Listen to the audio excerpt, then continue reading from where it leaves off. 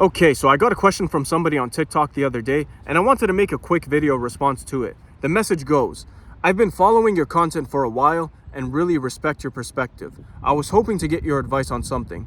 Thank you for the kind words. I really appreciate it. I just got out of a 4-month long distance relationship. One of the main issues was that I was too passive. When problems came up, I tried to talk about them, but it felt like I was always reacting instead of leading, and a new problem would just pop up.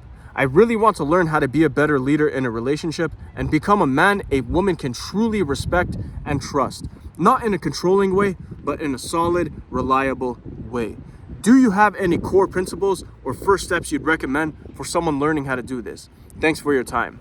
So the first thing I'll say is I strongly advise you to stay away from long distance relationships. I'm not saying they're impossible to make happen, but they're very difficult to work out because you can love the person you're in a long distance relationship with.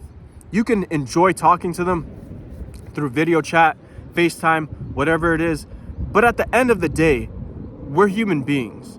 We're social creatures, and that social interaction includes physical presence. And I'm not just talking sexually here. I'm talking actually being there with each other in person, face to face. So that's the first thing. Stay away from long distance relationships. Now, as for core principles, there's a few that come to the top of my mind that I'll briefly mention here. The first is get in the gym, get physically fit, get strong, and learn how to fight. I'm a big advocate for men getting into combat sports simply because it's hard for anybody, including your woman, to truly respect you if you're fat, you're weak, and you don't have hands. You don't have that capacity for violence.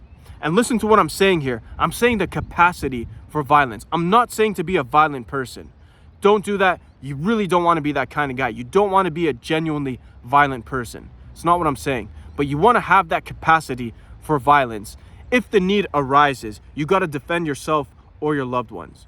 So that's the first thing. Get it. And by the way, when I say this, I'm not saying you have to become some UFC world champion or anything like that. That's great if you can become that, but it's not necessary. What I'm saying is lift weights, build some muscle. Can you run 5 kilometers without gassing out? Learn the basics of boxing, the basics of wrestling, the basics of jiu-jitsu. Do these things and you'll be ahead of 95+% of people. So get in the gym, get physically fit, strong, learn how to fight. Second is have a mission. Have ambitions in life and make this your number one priority. Do not let your life revolve around a woman. This is a big mistake that you don't want to make. So let's say you're good at painting. You're really good at painting. This is your craft. Start up a side hustle. Start up a YouTube channel. Try to monetize it. Start up a blog about painting. Do something. Have goals in life and work towards them. Make them your number one priority. Do not let your life revolve around a woman. There's a reason why I'm saying this. It's because if you have goals in life, you gotta be prepared for your woman to try to talk you away from your goals. There's gonna be times where she's gonna try to do this. So for instance, if you have the goal of becoming physically fit, you wanna build a good body. You're in the gym trying to build a good body. You have this goal.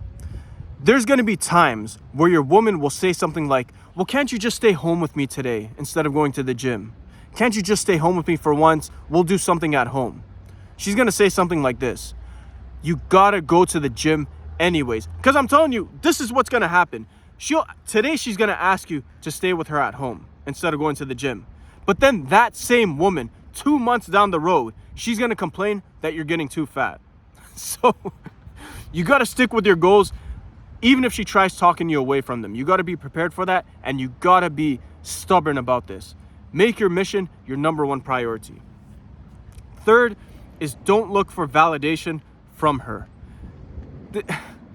The reason why I'm saying this is because there's some guys, what they'll do is, as cringe as this sounds, they'll do something manly, and then they'll look over their shoulder to their woman. Oh, did you see that? You like what you're seeing? They'll look at their woman to see if she approves of what they're doing, if she likes what they're doing. And you don't want to do this. You don't want to be that kind of guy, because this comes off as needy. And neediness is a big turnoff for your woman. So just do what you got to do. Do what you're doing. Do what you got to do, and she'll recognize it. So that's third. Don't look for validation from your woman.